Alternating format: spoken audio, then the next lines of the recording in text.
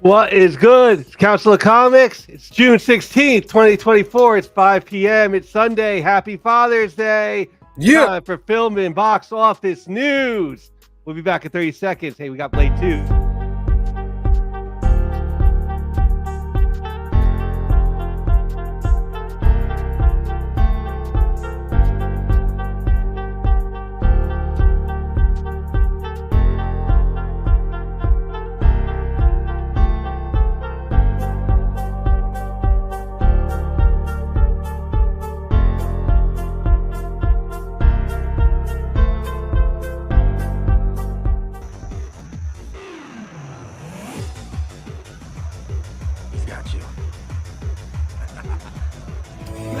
Brightest day. Where are the heroes?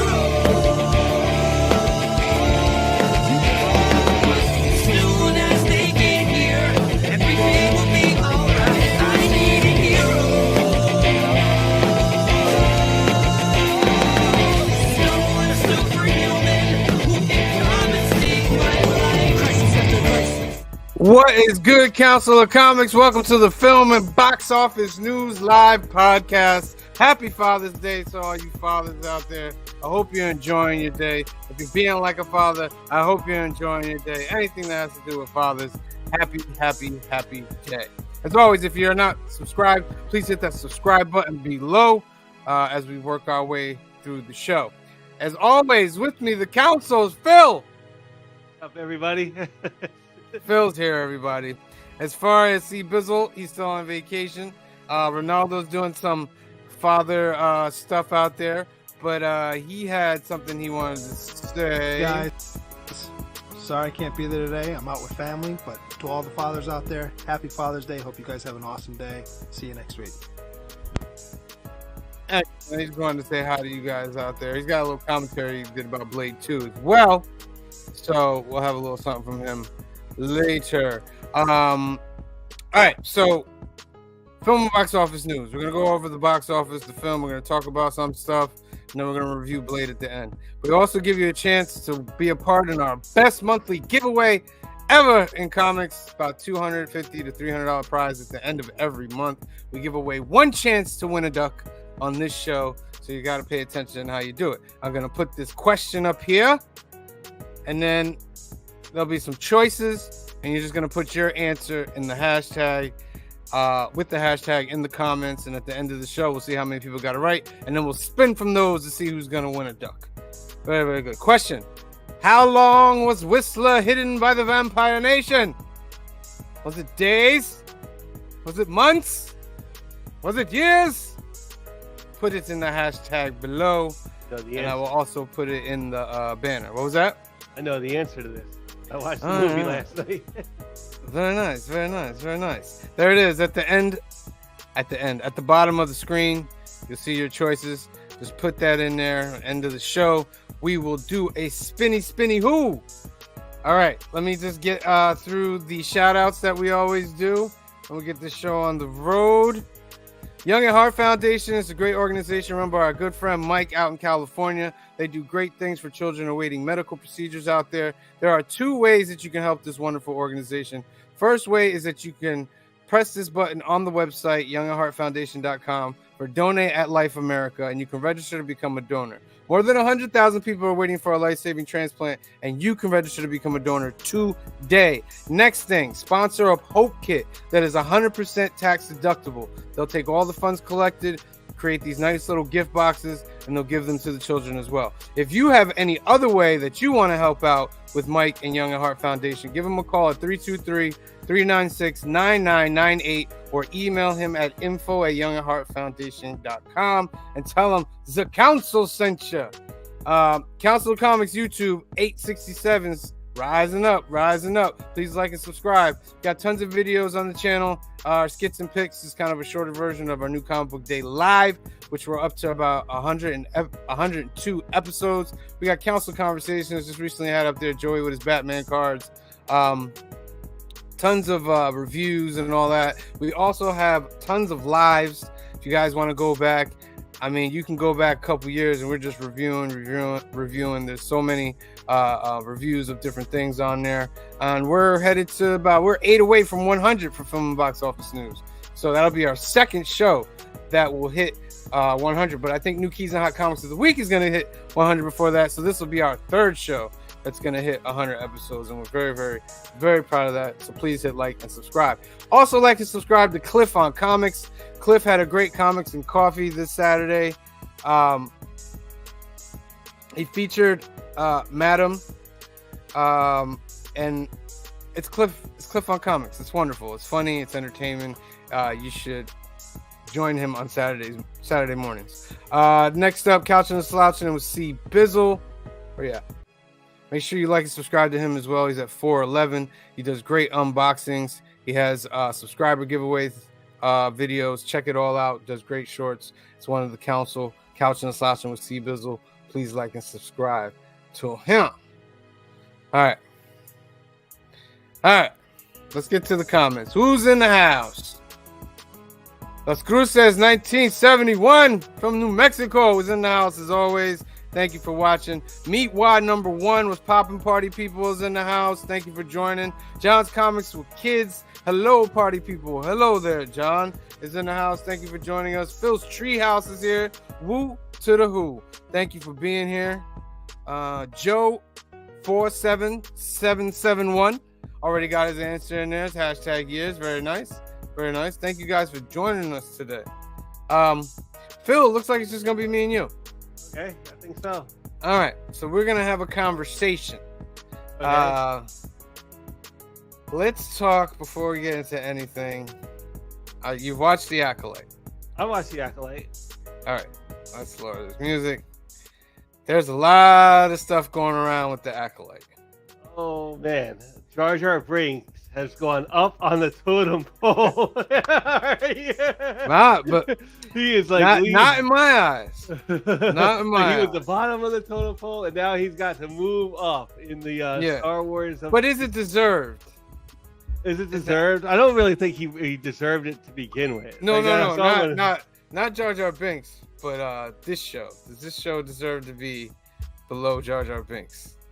I don't think so. I don't think I don't think it's earned as much discourse as that. Like there's so much discourse around this show, and I don't think it's earned all of it. I mean, like there's a healthy amount of discourse that there's always going to be. Like even with comic books, sports, and everything, we're all going to be like, oh, what are they doing? Like, but this isn't as bad as people are making it out to be. It's not like I didn't feel that way.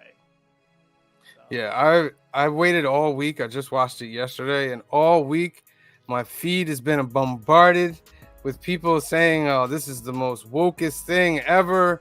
I can't believe they're doing this. Oh, they're ruining Star Wars. They're ruining Anakin. They're ruining everything." And I'm just like, okay, I'm just taking these things, out of context. Like, what are these guys talking about? And then I finally watched the episode. Okay, yeah. Oh my goodness. And it doesn't earn it doesn't check off none of those boxes. It doesn't. I'm like, what are they watching? And it all that woke that came out the first 2 episodes. I was like, what? They watched the same show. And I mean, is it because it's a coven of witches? Because if it's a coven of witches, where was that same energy with the Dathomir witches? Right? Yeah, this is and a George Lucas thing. This is an idea from George Lucas. They think that Disney did this, but no, this is George Lucas's idea that many people can use the Force. And that's honestly one of the things I really liked about the show was because we've always been trained the Force users become Jedis, or a Sith, and it's not really the way of the galaxy. There's Force users and they each have their own thoughts on it or what it is. And I think about different religions, see the Book of Revelations differently depending on where you are. And that's okay, and they're they're ruining the Force. And I was like, then you've got a problem with George Lucas, because during the Clone Wars he introduced things that were outside of the Force. He introduced the Dathomir witches. which I think these witches were expelled from, because they said they were expelled from the main witches, which I think are the Dathomir witches, but that's not really explained. I think they're offshoot, like because like phase 2 of the High Republic, Mhm. like which deals with like kind of how it deals with like Marcion Rose. I think mother or grandmother, if she was part of like a cult like this, or like Path, Okay. and then that cult was like Path of the Open Hand or something like that. Yeah. And then it I became, and remember that. they like shot off, and so, and there was like some deceitful stuff, which is why like his mother became like, you know, a Jedi hater because of like Yeah. some deceitful stuff from. She was kind of like brainwashed almost, is how to like to put it. Yeah. John's Comics for Kids says the woke screamers are a very sensitive group, and they tend to get deep in their feelings on a regular basis. That they do, and here it comes at the special time. Cliff on Comics. Good morning. So I Good think, morning. It's 5 o'clock, Clifford. Good evening. All right. We're talking Acolyte, Cliff. We're talking Okay. Acolyte. First thing we were talking about is how all week I'm watching these people scream about the wokeness, destroy the forest, this, and that. But then when I came to watch the episode, I didn't find any of that.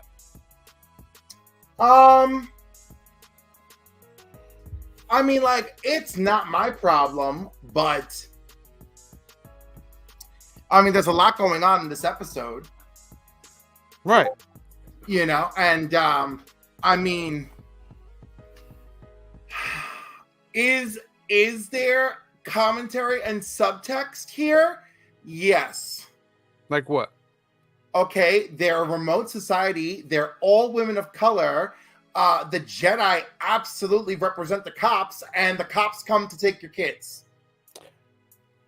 Right? So Yes, that's in there. Yes. yeah, you're so right. like there is subtext there. However, and I don't even mind the subtext. It's a lore thing that I'm struggling with. Because that's in canon.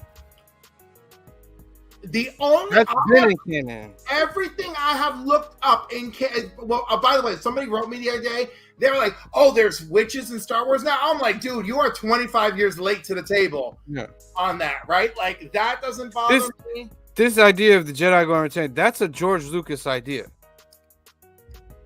The Jedi would go around the galaxy. Right? No, and- that's not new. They covered it. They actually covered it in the Clone Wars a couple of times because one time they went to a planet. It was Mace Windu and what's his name, and Jar Jar of all people.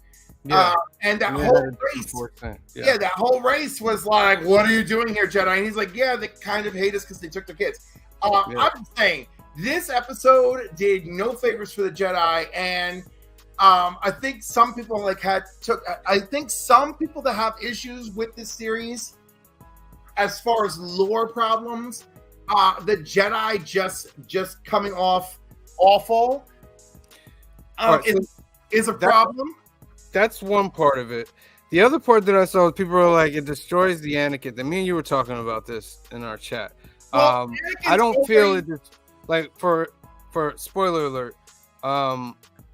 This coven of witches creates life.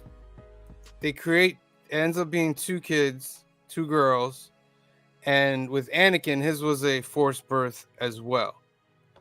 Now, the reason that I'm saying this does not touch on the Anakin thing, because if you remember from Revenge of the Sith, when Palpatine was telling the story to Anakin, he was telling him that Darth Plagueis was looking for ways to create life, which means that philosophy was lost and he was trying to find it. And throughout Star Wars canon history, there's always been force bursts. There have been force bursts. First of all, force births I never heard of until Yes, there were some in the Old Republic as well. Yeah, like when were they in the Old Republic? It happens at a time. What it is that the Force creates these beings at a time of great peril in the galaxy, or a time of a great darkness that's coming. So when Anakin came, it was the Empire had the evil force was going to take over and take over the whole galaxy. So the Force created Anakin to balance that out, which he did eventually later. In the And meantime, I still think Dark Plagueis is his father. I think that's exactly Well, the what- books state that he tried to create life but failed. But it's very loose, and it says more likely that Palpatine was the one after Darth Plagueis had told him the secret to do it. That's when he killed him. He got him drunk and he killed him. And there's some comics were insinuating that Palpatine was the one that created Anakin inside of Shmi. So this I doesn't. feel like Plagueis could like. Anyhow, it still sucks because Anakin was supposed to bring balance to the Force, and He did.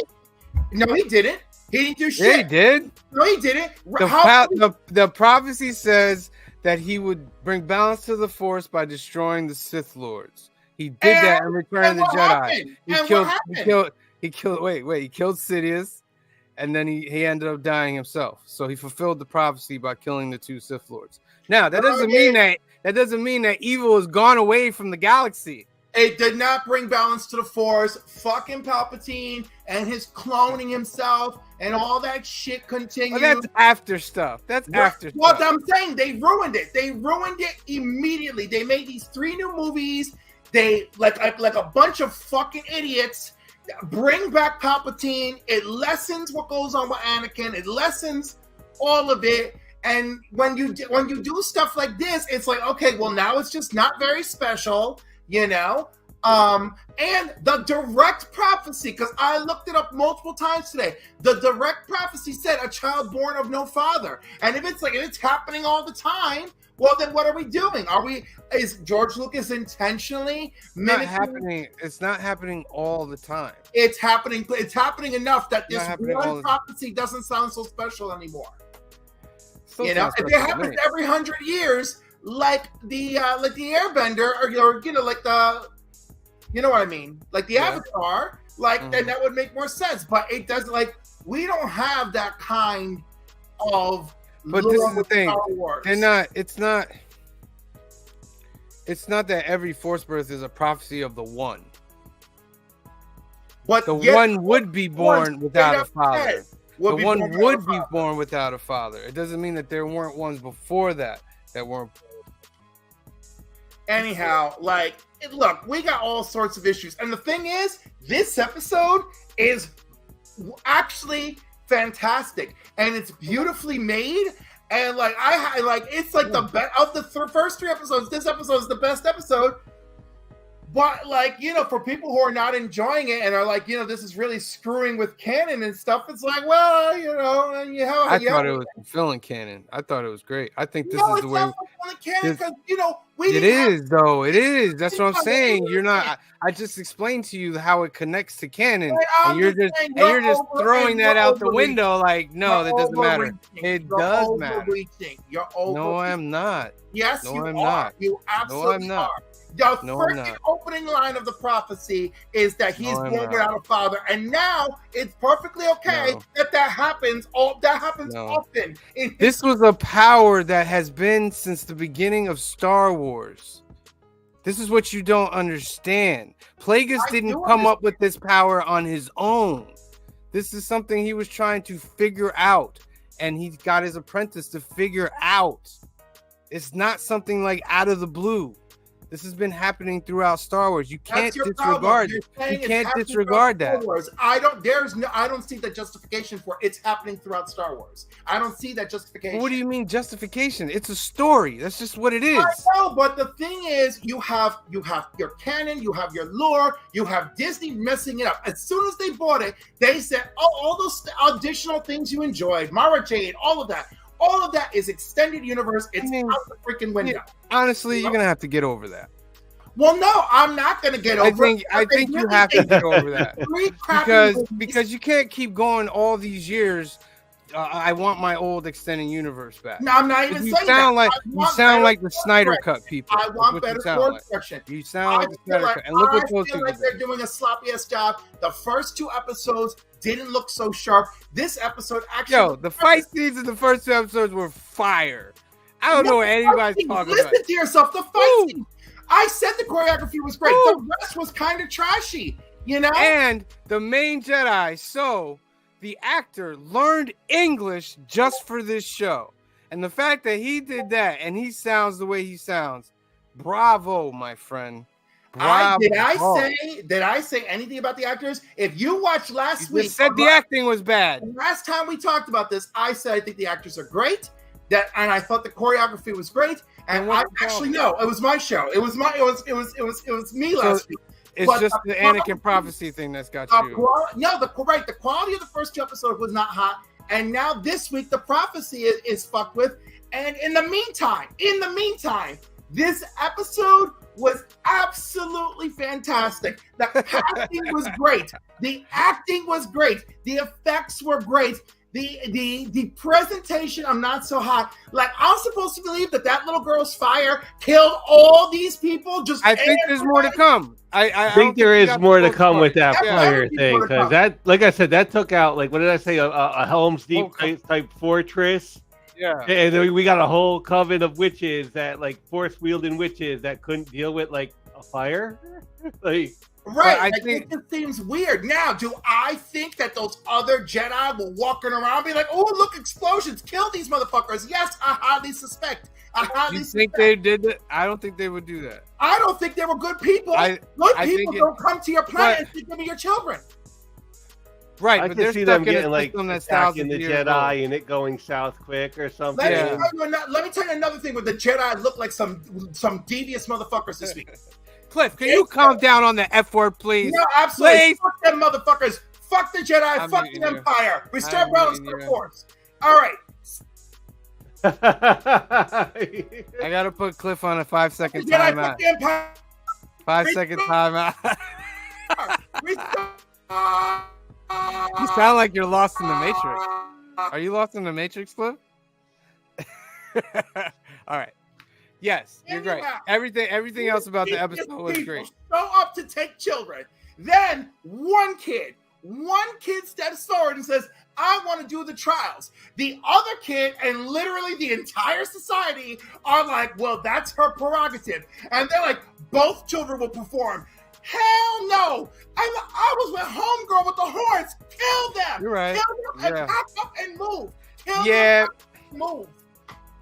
I guess. Don't you come to my house. Do not come to my house for my children. Do not come to my house for my But children. I think that's what we're missing. We're missing a key scene.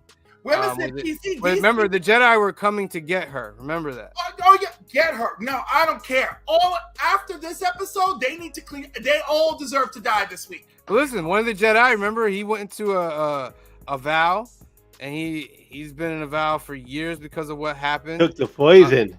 Yeah, he And took poison himself. So I'm And- saying Jedi looking real bad in this story. So I do think it's like that cult is like an offshoot of like the path, because you saw the symbol of like the open hand, and I think that's right Yeah. out of High Republic stuff. And I think it makes perfect sense that, you know, the past of the witches and what we get to know about them later would be distorted, you know, because of time and scars that don't heal and all of those things. Yeah. And after everything that happened, homegirl's like, "Yeah, let me still go and become a cop." Like, okay. But I think that's the reason why there's two of them. You know what I mean? They're not supposed to be the same. The Force No, I get represents it. one went dark, one light.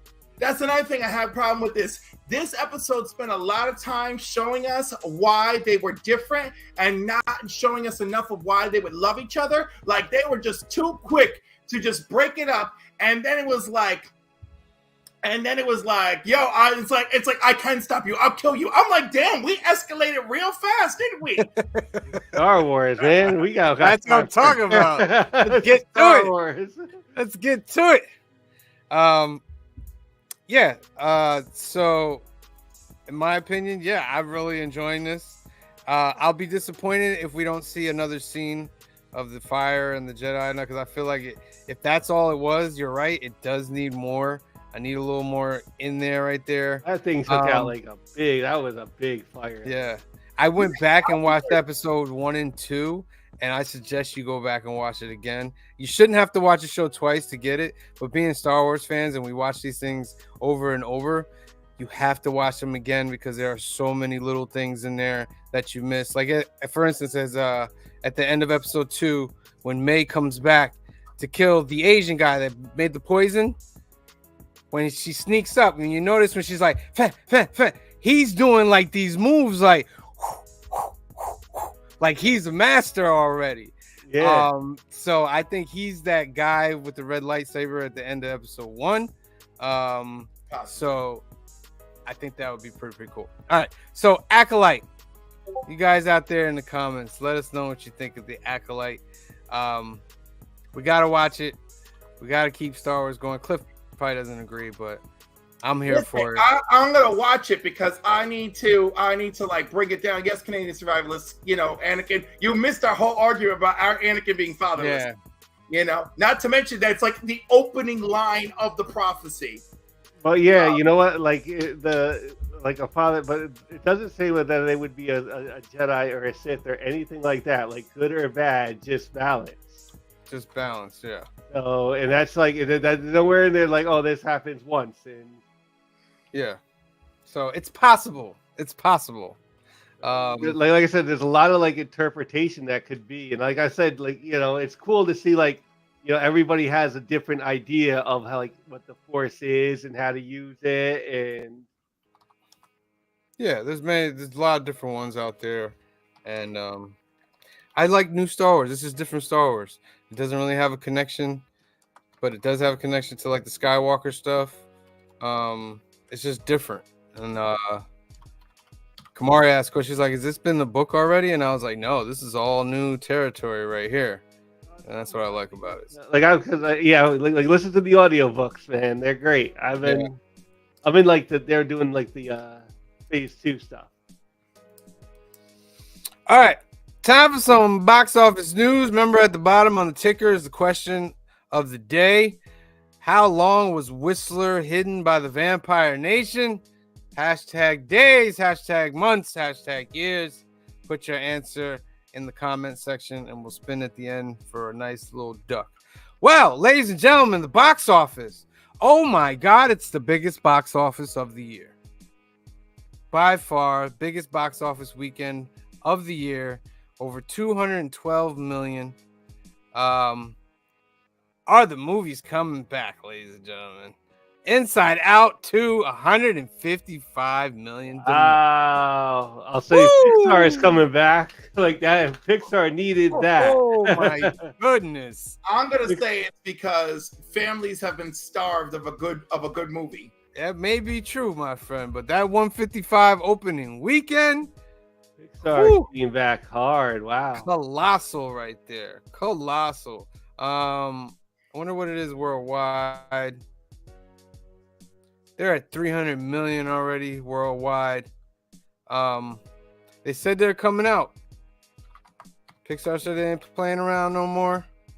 They're coming out blazing, and that's dope. Bad Boys Ride or Die number 3, is it? Or number 4? Bad Boys 4. 33 million was not bad for a 40% drop. That's not bad. Let's see how much they're at 214 million. We need to make a little more. This needs to be like a 300-400 million movie. Kingdom of the Planet of the Apes is still rocking. Still That's right. rocking. It's a It great only film. dropped 4%. Wow. Only dropped 4%. Made Listen, 5 million. Here's a great movie that follows its lore, maintains world building. You know, all these little pieces continually fall into place as they should. It's very impressive. Disney Marvel, and Warner Brothers DC should freaking take a freaking hint from Kingdom of the Planet of the Apes. I think they did. You know, be like, oh wow, there's consistency, there's stories that build off of each other, there's symbolism, you know, it's not all hot trash. It's amazing. The Garfield movie comes in at number 4, dropping 50%. Again, families have been saved. Yeah. The Watchers, number 5, if Furiosa, I'm curious, where are you at? You're only at 160 million, my guy. This is a red flag problem.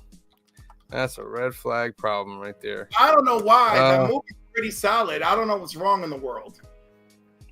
Don't have Max, man. You need Max. Can't have Furiosa, a Mad Max saga with no Mad Max. But the thing is, she was such a popular character with the last movie. You got the same director, creator. It's his universe. Like, you know, I don't understand. I know. Like a prequel for like her story, so you kind of know she lives, right? Like, Yeah. This would have been, in my opinion, this would have been better as an HBO series. Maybe. Well, I'm just You know what I saying. mean? And then leave Mad Max for the big screen. Dude had a big plan. 160 million. That's bad. That is bad. Well, I can guarantee you the next movie is going to be a Mad Max movie. If they do give him money to make another one.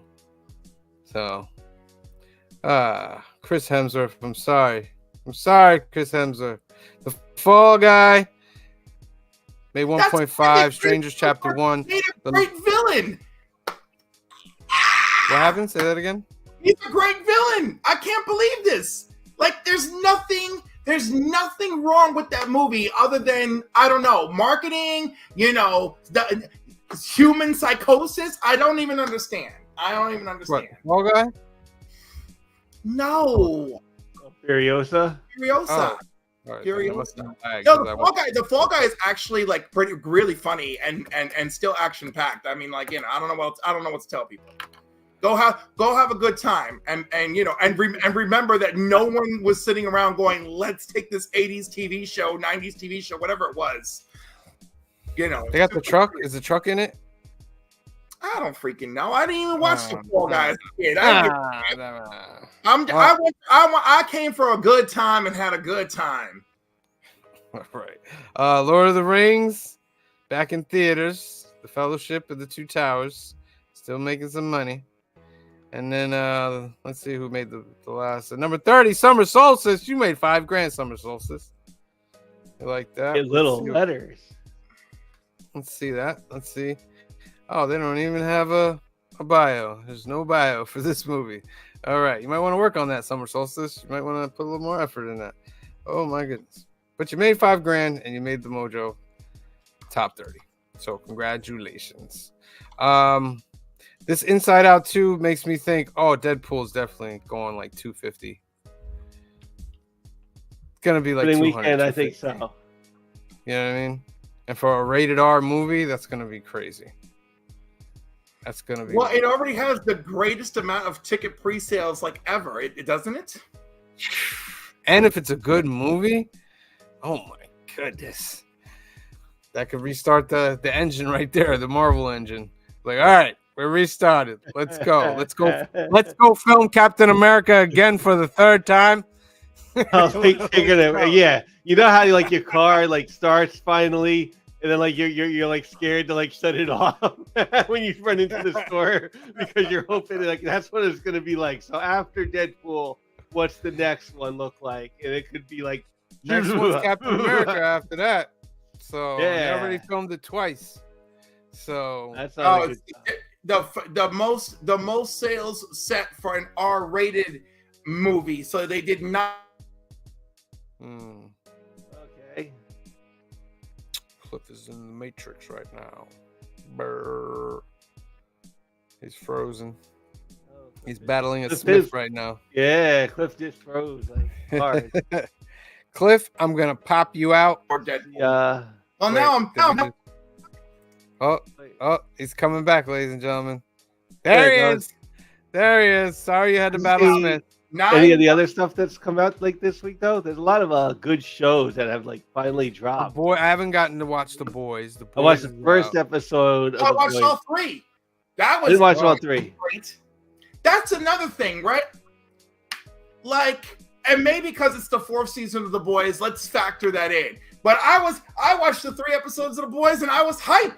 You know, I was all excited. You know, and like, I mean, I haven't been feeling that way with the alcohol. Like, this episode was very good. I mean, it was excellent, really. But like, I wasn't like, oh, I can't wait for more of this show. Like, it's not giving me the comeback feel. You know, I watched The Boys. I was like, yeah. You know, I was like, I Boys is can't wait. ridiculous. Yeah, I can't wait for the. We're gonna watch Yeah, and What's Sage- it? We'll call it. Sage is Start it up again. amazing. Bridgerton. Came out too. Bridgerton. Yes, we got one more episode of Bridgerton. Me and Kamara. We gotta finish that. Okay, I gotta watch the next With what is it, Penelope one and Colin. more? Yeah. And then tonight, ladies and gentlemen, at 9 p.m. Night is- House of the Dragon, ladies and gentlemen. Return. Oh my goodness, it's got to be the best show on TV. I hope they continue it. House of the Dragon is just that's that oomph. That's that season 1 Game of Thrones oomph. Second season oomph. It's that good stuff right there. All right. So, ladies and gentlemen, every week we give you homework. And today's homework, we are within the Blade trilogy. This is C. Bizzle's trilogy. We're reviewing Blade 2. If I can get over here. Blade 2, ladies and gentlemen. Came out in 2002, 4 years after the original. Wesley Snipes returns as the half-human, half-vampire Daywalker. We also got some other special guests. We got Daryl from The Walking Dead's in this. Jet Li is in this movie.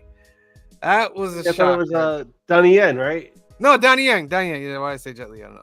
Donnie Yang was in this movie. I don't know why I said Jet Li. That was a surprise. But the action in the beginning of this movie, that was dope. That was fantastic. Like, I haven't seen that today's movies. That kind of passion and the way that Wesley Snipes is doing everything and the way they do it was just top notch. They came hard with the sequel. And they even with some of the CGI, like some of the CGI when they're in front of the light thing fighting, that was bad. You could tell like they just wanted to finish that scene, but they didn't have the actors. But the CGI in the beginning when he's doing it, I was like, oh, this is flawless. This could go today. What did you guys think of Blade 2? I love The it. fighting, like, you know, it's good enough. It was definitely around that time where every like action movie had a kung fu fight in it, and it was definitely like, you know, The Matrix did it, and like a lot of movies just picked that up. Like, all right, we're gonna have an action movie kung fu battle right here. But other than that, Norman Reedus was in it, and that was a surprise because this is like 10 years before you like Walking Dead. That's right. Yeah. So that was like just for me that was like, whoa, that's Daryl right there. Yep. Young Daryl looking like old Daryl. I guess the story with this one is there was a disease that started spreading through the vampires, but there was through this one guy, and they become like worse than a vampire. They'll not only feed on humans, but they'll eat vampires as well. And the vampire nation decides to go enlist Blade to help them destroy this thing or that person. And they have like a team, like a SEAL 6 team of vampires that they put Blade in charge of. Ron Perlman is part of that team. Donnie Yang is part of that team. And Chris Christopherson's back. He's back. Blade had to find him after he was hidden for a certain amount of time. That's our question below. He was hidden for a certain amount of time, but Blade found him, and they had turned him into a vampire. Yeah. But that was the one thing that I was like, but wait, if he's been a vampire for a certain amount of days or months or years, how is that one shot gonna turn him back to normal? You know, I think it. Well, isn't that the better formula?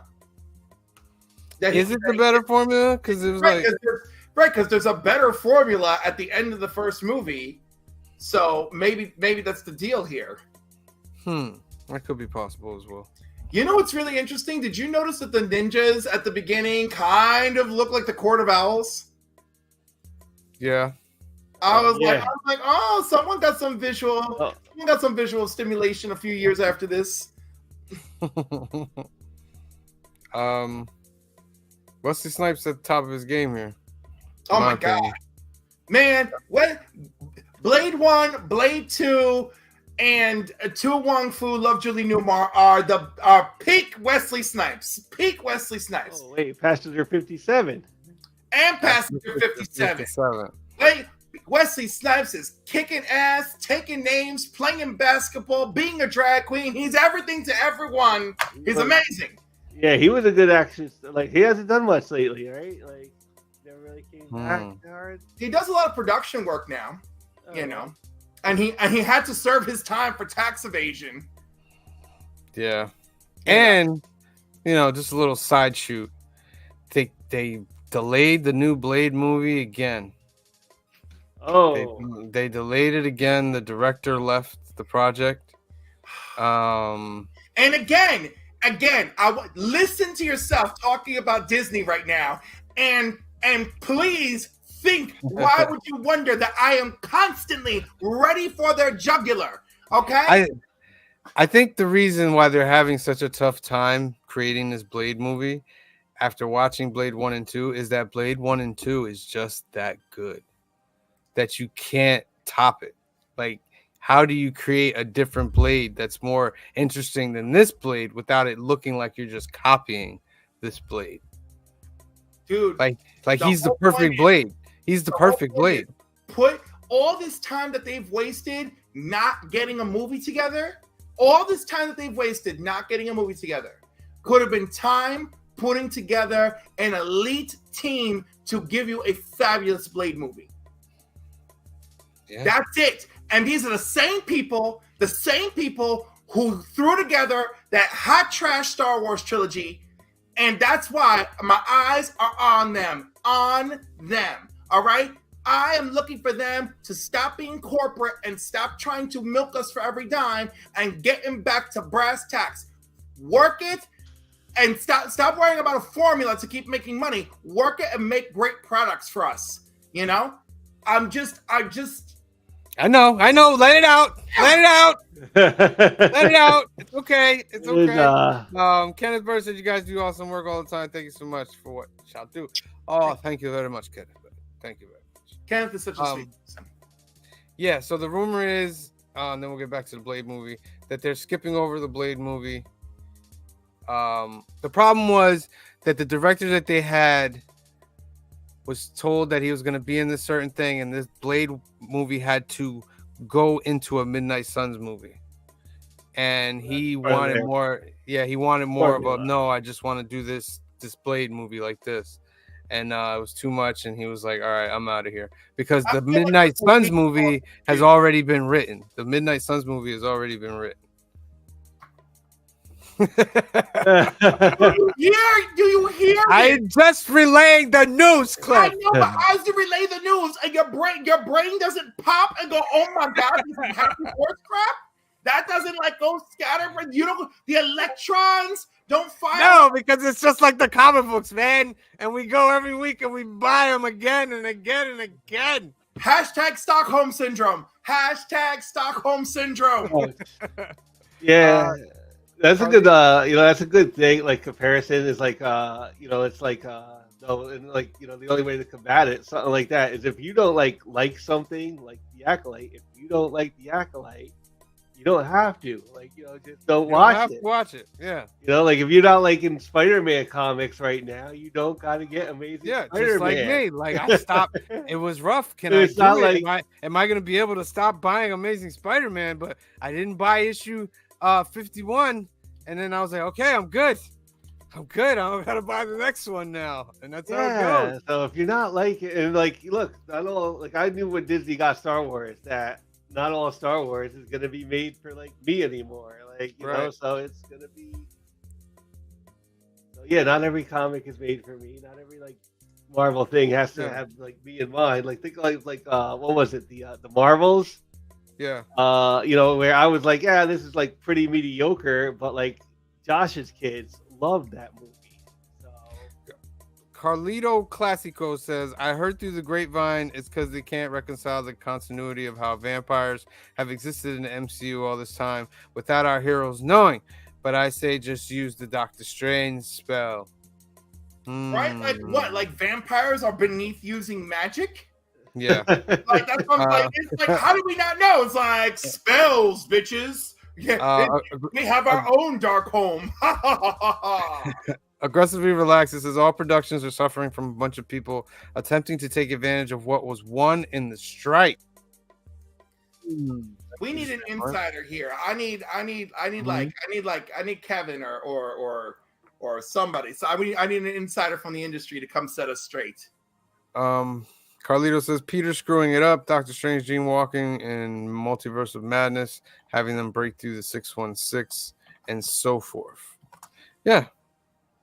I mean, I'm only focused on Deadpool and Captain America right now. I'm not even looking as far forward Listen, I'm only focused on Deadpool. Deadpool sounds like the only train on its tracks, you know? Because freaking Captain America sounds horrifying. The Thunderbolt sounds horrifying. Blade sounds impossible. Like, I don't know what they're... And rumor has it that it's that freaking Deadpool is on track because freaking Ryan Reynolds and Hugh Jackman were like, we are sticking to the plan or we will walk off set. Right? Yeah. So, like, that's not the kind of rumor that I want to hear about the new and improved MCU. You know, that it's only going to work when you got actors threatening to blow shit up. Very, very true. But it does give it good light that Sean Levy is being approached for the next Avengers movie. So that does give it a good thing. Yeah, I hope so. But we've had some fabulous directors who've been approached in the past, and the movies have been mediocre. It makes me concerned. James Gunn. Yeah. All right, back to Blade. So Blade's leading this elite co-op team because they're trying to kill this thing, and this thing is infecting and biting others and creating more like them. So they're trying to find the main warehouse and all that. They end up finding it, but come to find out that the main villain sort of character is the son of the Dracula type. I want to say the Dracula type villain. He's just an old vampire. The one that wants to enlist Blade, and he sends his daughter and the other one out to find Blade. But he ends up being the son of it. They lead him back to the fortress where they are. Blade starts having a little love moments with her. Cool, you know, he's always worried about her and stuff like that. So I thought they would have been a good couple. But Blade don't got no girl. They end up defeating. I'm just fast forwarding. End up defeating, and I thought one of the great moments was when the girl was about to die, and she said she wanted to see the sunset. Yeah. And then Blade walks her out there, and she like disappears like in his arms. Like I was like, oh, that was better than all the Twilight movies combined. No, I'm joking. She never saw the sun because she was born a vampire. Yeah.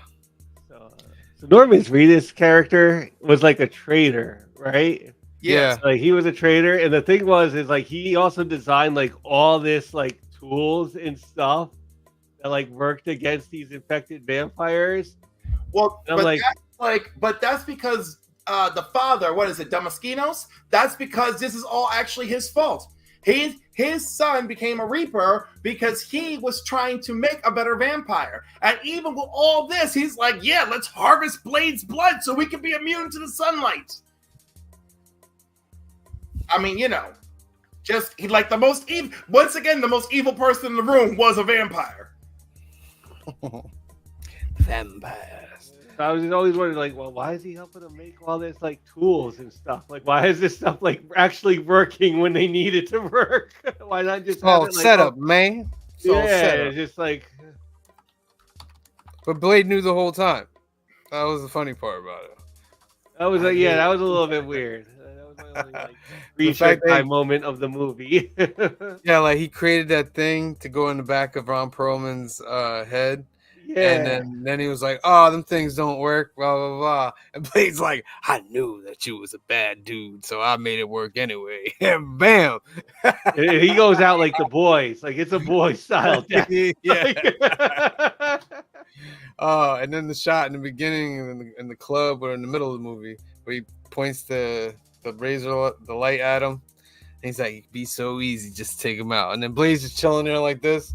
And he has the thing scoped out on him, and he turns and smiles at him. I was like, you can't. That's when I realized you're not going to be able to top this Blade.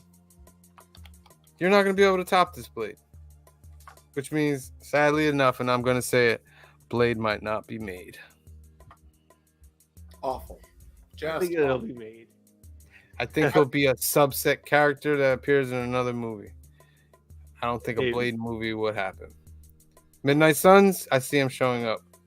But will Mahershala Ali still do Blade if it's not done as a feature film?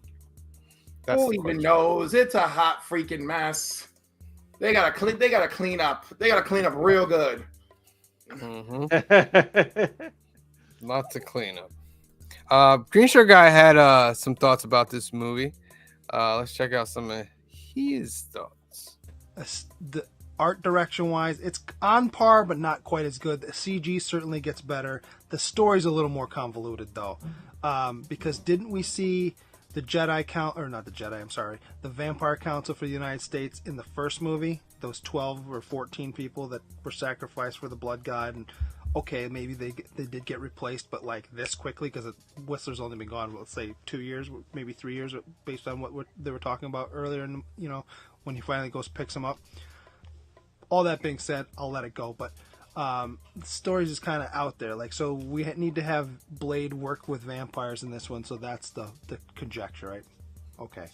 But at the end, it didn't make sense because he knows he has to kill the guy with sunlight or going through what he ends up doing, ultimately putting the sword through the guy. Okay. Didn't love it. I did like I said, I did like Wesley Snipes again. I think Chris Christopherson was just as good as this one, and he has. And if you were listening last week, he has one of my favorite lines when Blade says to him, "How do you feel?" And he just looks up and goes, "Like hammered shit." I've always loved that line. I've always thought it was funny. So that's the line. If anybody was listening last week, that that I quote, I think is funny. Anyway, so the other thing I noticed about this movie is that this movie, I think, if anything else, suffers from coming after The Matrix, because the original Blade came out in 98. 98. The Matrix came out in 99. This came out in, I think, 2003. I was looking at it earlier.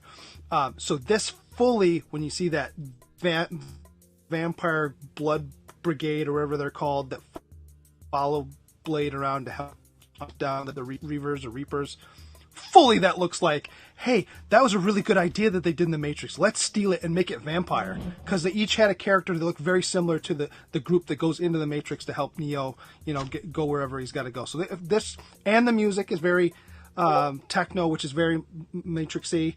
Not that there wasn't some of that in the first Blade, but this fully felt like, let's do a Blade that's in The Matrix. So yeah, that's my other not complaint, but my other issue maybe with this is it was the art direction wise, it's on par but not quite as good. The CG. That was it.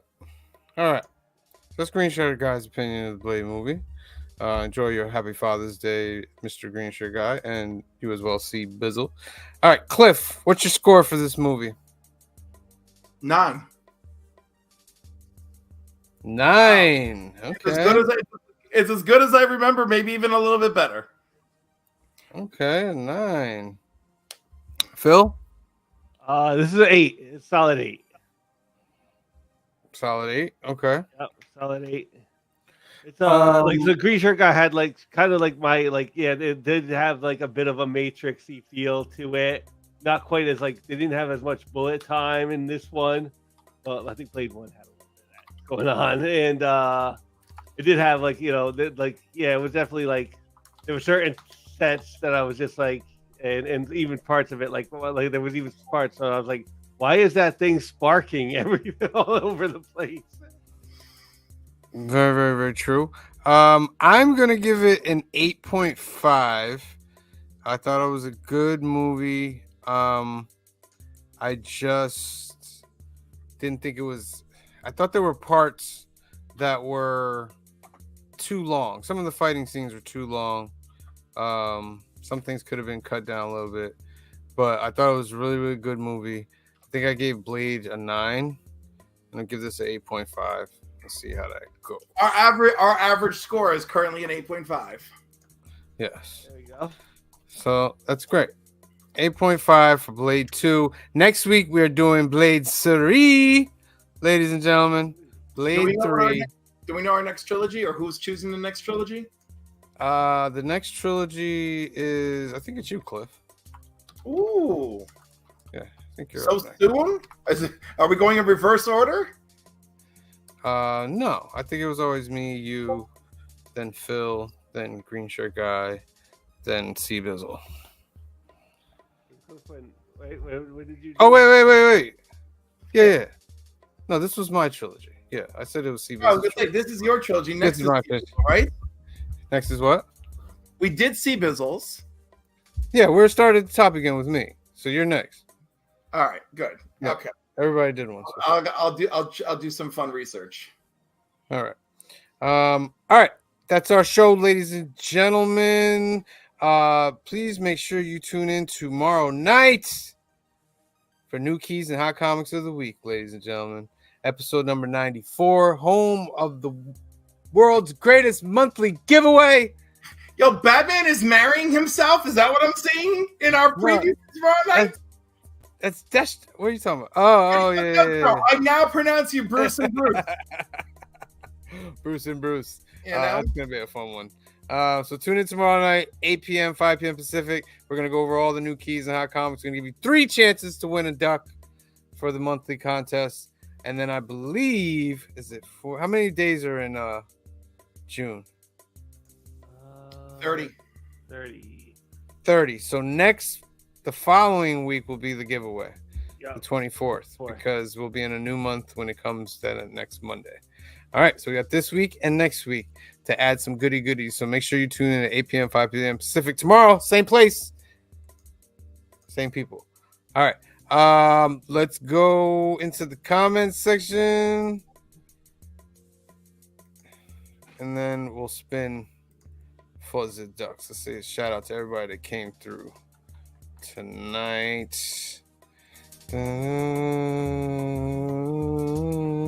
All right. Here we go. Las Cruces 1971. Thank you for joining us tonight. Meet Wad number 1 came through. Thank you for joining us tonight. John's Comics for Kids was in the house. Thank you for joining us. Phil's Treehouse was in the house. Thank you for joining us. Joe 47771 was in the house. Thank you for joining us. Big L Larry Jackson was in the house. Thank you for joining us. Comic Cap Collectibles came through. Thank you for joining us. Aggressively Relaxing came through. Thank you for joining us. Canadian Survivalist came through. Thank you for joining us. S Vaughn 82 came through. Thank you for joining us. Who else? The Immortal Biggie Shack came through. Thank you for joining us.